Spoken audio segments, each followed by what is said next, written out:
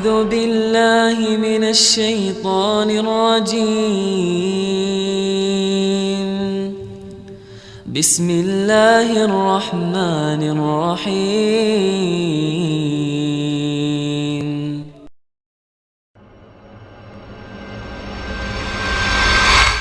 Utsman bin Affan, Khalifah Rashidah yang ketiga, radhiyallahu anhum.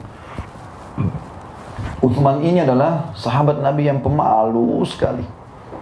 Pemalu sekali Bapak Ibu sekalian.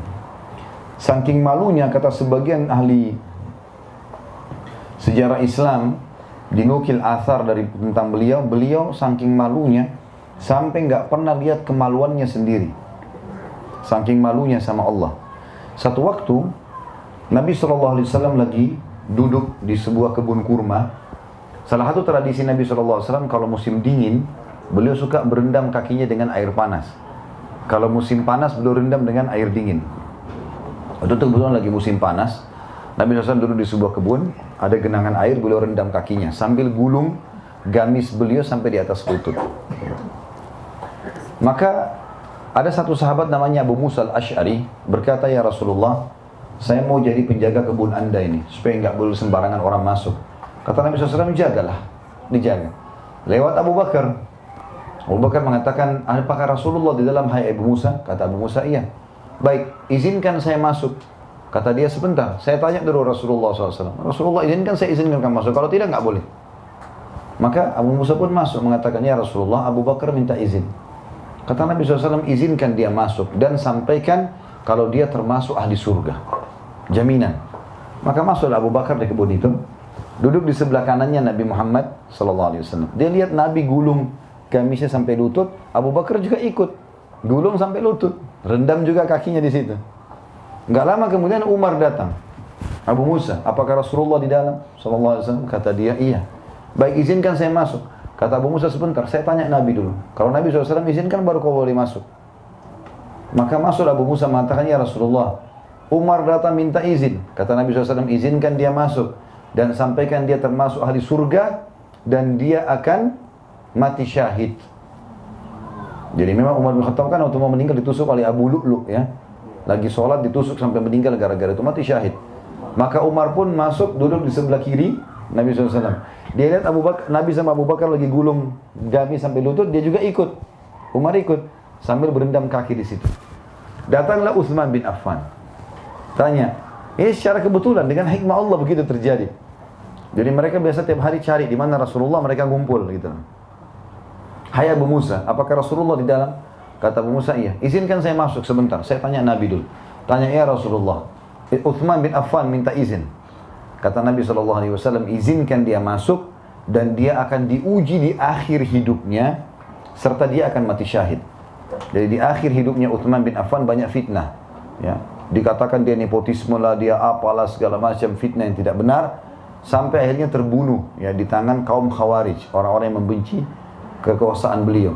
Akhirnya meninggal dunia, gitu kan. Kata Nabi SAW, izinkan dia masuk, sampaikan dia termasuk ahli surga, tapi diikuti dengan cobaan sebelum dia meninggal di akhir hidupnya dan dia akan mati syahid. Lalu kemudian masuklah Utsman bin Affan. Waktu Utsman bin Affan masuk di kebun itu, tiba-tiba Nabi SAW turunkan gamisnya. Lututnya ditutup. Abu Bakar sama Umar tanya, "Ya Rasulullah, tadi waktu kami masuk, anda nggak tutup lutut anda. Kenapa waktu Utsman masuk anda tutup?" Kata Nabi SAW, "Ala astahi min rajulin istaha minhul malaikah." Tidakkah aku malu sama laki-laki yang malaikat aja malu dengan dia? Jadi Utsman bin Affan ini luar biasa, malaikat malu dengan dia. Kata ulama tadi, dia tidak pernah lihat kemaluannya sendiri, apalagi kemaluan orang lain. Saking hati-hatinya gitu ya. Seperti itulah. Utsman bin Affan juga ini termasuk orang satu-satunya dari umat ini, Bapak Ibu sekalian, yang dianjurkan kalau beliau masih hidup sekarang, maka berlaku hadis ini. Tentu ini berlaku di masa beliau hidup ya. Kata Nabi SAW, "Hai muslimin, nikahkanlah anak perempuan kalian dengan Utsman." Enggak ada sahabat pun yang Nabi suruh nikahkan anaknya sama, semua kita ini umat Islam dapat perintah itu kalau Utsman masih hidup. "Hai muslimin, nikahkan anak kalian dengan Utsman bin Affan, karena saya tidak nikahkan dia dengan kedua anak perempuan saya kecuali karena wahyu dari langit. Allah yang suruh jadikan dia anak mantu." Gitu. Jadi saking luar biasanya. Baik, bicara masalah Utsman bin Affan Bapak Ibu sekalian dan berhubungan dengan masalah keyakinannya. Tadi kalau Abu Bakar masalah keyakinan kebenaran Al-Quran dan Sunnah. Kalau Umar tentang masalah ketegasannya ya dan keadilannya dalam kepemimpinan. Kalau Utsman ini dia lebih banyak kepada kedermawanan. Dermawan sekali orangnya, royal di jalan Allah. Pernah satu waktu Bapak Ibu sekalian, Nabi SAW memerintahkan sahabat untuk mengumpulkan bantuan dan sumbangan jihad waktu mau perang Tabuk. Perang Tabuk ini terjadi di akhir tahun 8 Hijriah, sebelum Haji Wada, melawan kerajaan Romawi. Tabuk sekarang masuk wilayah Saudi, tapi dulu di zaman Nabi SAW itu adalah wilayah kekuasaan Romawi. Rajanya waktu itu Heraklius, ya, Herakl. Dalam bahasa Arab dikatakan Herakl. Dia sudah tahu Nabi SAW dan dia seorang pendeta. Bahkan Herakl ini pernah dulu masuk Islam, lalu kemudian dia murtad kembali. Nabi SAW bentuk pasukan untuk menyerang Tabuk waktu itu, dan beliau suruh sahabat, ayo menyumbang jihad. Banyak sekali orang mau pergi, waktu itu 30.000 orang. Dan ada banyak di antara mereka yang tidak punya harta, tidak punya tunggangan. Mau pergi ikut perang, bagaimana caranya? Maka kata Nabi SAW, jihad, kumpullah harta kalian. Datanglah Utsman bin Affan lalu berkata, ya Rasulullah, saya akan menyumbang 100 ekor unta, 100 ekor kuda, lengkap dengan semua perlengkapannya. Baju perangnya, topi besinya, pedangnya, perisainya, makanannya, dan kudanya juga kuda-kuda perang. Mujahidnya tinggal naik. Kalau kita sekarang satu tank, siap semua dengan peralatan-peralatannya. Saya sumbang 100 ekor kuda, lengkap dengan semuanya. Kata Nabi SAW, bagus yang kau lakukan, hai Utsman. Lalu kata Nabi SAW, siapa lagi yang mau menyumbang? Utsman pikir tadi sudah cukup, ternyata masih kurang. Kata Nabi SAW, kata Utsman bin Affan, ya Rasulullah, saya nyumbang lagi 100 ekor kuda, lengkap dengan perlengkapannya, sudah 200. Kata Nabi SAW, bagus yang kamu lakukan, hai Utsman. Siapa lagi yang mau menyumbang? Utsman ini saking luar cintanya dengan sedekah, sampai begitu dia dengar siapa lagi mau nyumbang, dia nggak biarkan sahabat nyebut. Saya Rasulullah, kalau gitu 300 ekor unta, 100 ekor lagi saya kasih, lengkap dengan semuanya. 100 ekor kuda ini nggak gampang ya. Mungkin teman-teman di sini kalau pernah beli kuda tahu nilainya itu mahal sekali. Apalagi kalau kuda yang biasa dilatih, yang sudah dilatih berperang atau untuk tanding, itu miliaran harganya, mahal sekali gitu kan. Ini 100 ekor dikasih cuma-cuma, mujahid boleh pakai. Pulang pun perang menang untuk mereka sudah. Cuma-cuma. Kata Nabi SAW, bagus yang kamu lakukan Utsman. Siapa lagi mau menyumbang? Nabi terus masih tanya. Ya Rasulullah, saya sumbang lagi 100. Udah 400. Terus sampai sudah 9 kali. Udah 900 ekor nih. Lalu kata Nabi SAW, siapa lagi yang mau menyumbang? Kata Utsman, ya Rasulullah, kuda saya tinggal 90. Tidak ada lagi nih, tinggal ini saja. Saya akan genapkan dengan 10 ekor unta, biar jadi 1000. Kata Nabi SAW, bagus, sumbanglah. Sumbang. Kata Nabi SAW, setelah itu, tidak ada yang bisa menghalangi Utsman masuk ke surga setelah apa yang dia lakukan pada hari ini. Lalu Nabi bilang, waktu itu kebetulan mujahid pada mau pergi nih, kan butuh air, isi kendi-kendi. Ada satu sumur punyanya orang Yahudi. Sumur ini oleh Yahudi, dia tahu umat Islam butuh, dimahalin, dijual airnya. Maka kata Nabi SAW, siapa yang membeli sumur rumat namanya, dijamin baginya surga. Utsman nggak pakai nunggu, datang ke sana, datang sama Yahudi. Hai Yahudi, berapa kau mau jual? Orang Yahudi ini Bapak Ibu sekalian sebutin angka nggak masuk di akal. Sekarang pun tidak ada sumur semahal itu. Dia bilang 20.000 dinar emas. Kalau kita dalam rupiah 6 miliar. 5-6 miliar. Tidak ada sumur begini. Di yayasan kami gali sumur 10 juta, 12 juta sudah gali sumur. Sumur 6 miliar ini sumur apa gitu. Dia pikir Utsman tidak mau beli, sengaja gitu. Kata Utsman, saya beli, nggak pakai ditawar. Karena Rasulullah bilang, siapa yang beli sumur rumah baginya surga. Dia beli surga ini. Datang, saya beli. Pulang, bawa 20.000 dinar emas, bayar.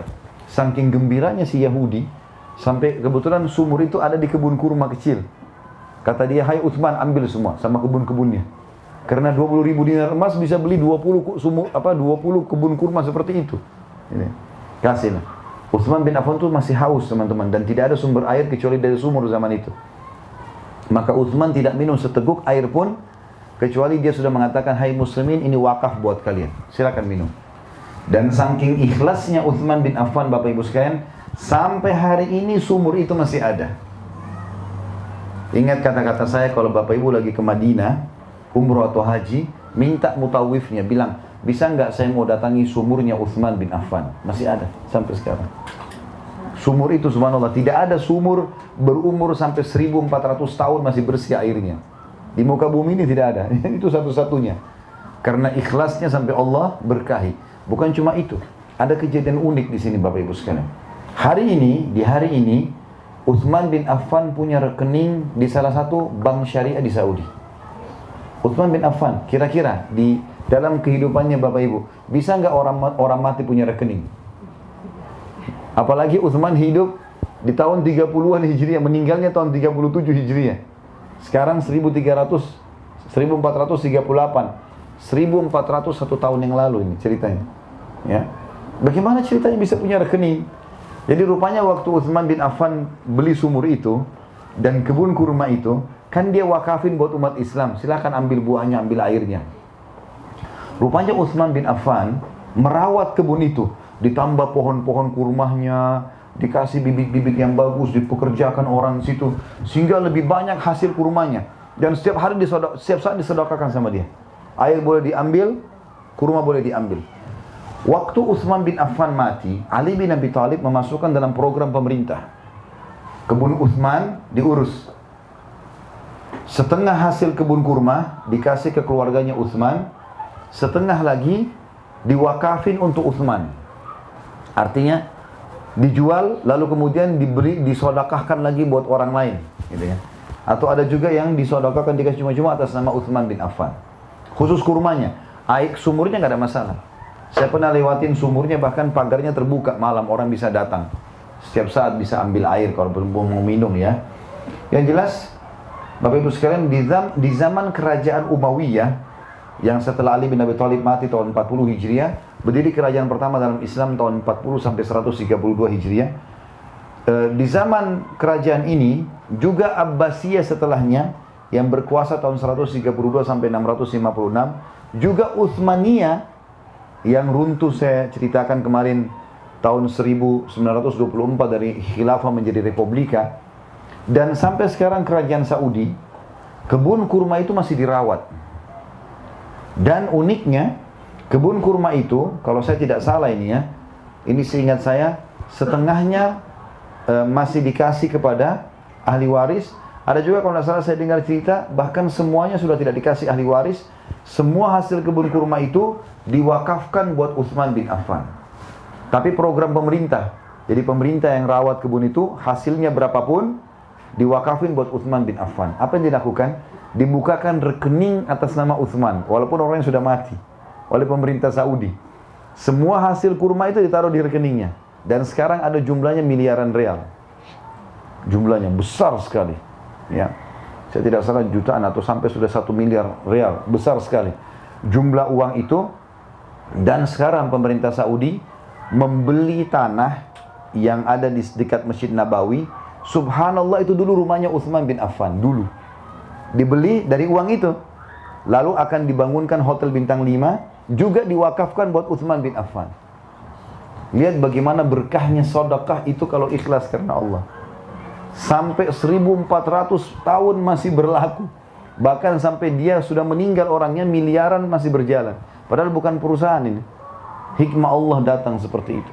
Dan kenapa Utsman mau melakukan itu Bapak Ibu sekalian? Beli sumur 6 miliar rupiah, ya, 20.000 dinar emas tanpa negosiasi. Dan dia tahu, yakin, Nabi SAW bersabda tidak akan berkurang harta seorang hamba karena sedekah. Dan Bapak Ibu saya sarankan nonton ceramah kami di YouTube, judulnya Saudaraku inilah rahasia rezekimu. Dengarkan itu, saya jelaskan manfaat orang bersedekah. Kalau Bapak Ibu mau kaya, sedekah. Royal di jalan Allah, jangan perhitungan. Jangan cuma tahu kasih $1, $2, $5 terus, ya. Sumbang yang besar, gitu kan. Kalau di Indonesia saya bilang Bapak Ibu jangan 2.000 terus, ya. Pakai yang besar-besar, keluarin.